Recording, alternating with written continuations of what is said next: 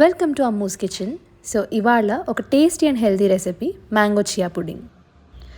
ముందుగా ఒక గుప్పెడు బాదం పప్పులు 6 hours సోక్ చేసి పొట్టు తీసి బ్లెండ్ చేసుకోవాలి.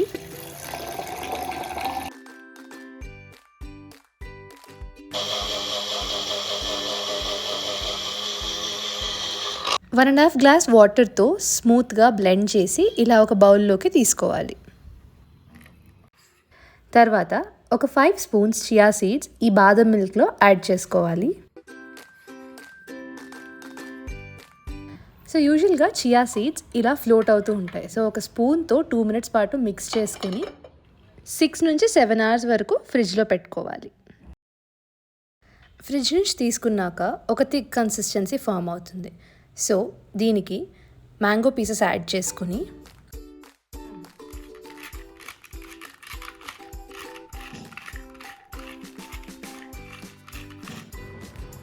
హనీ యాడ్ చేసుకొని సర్వ్ చేసుకోవాలి.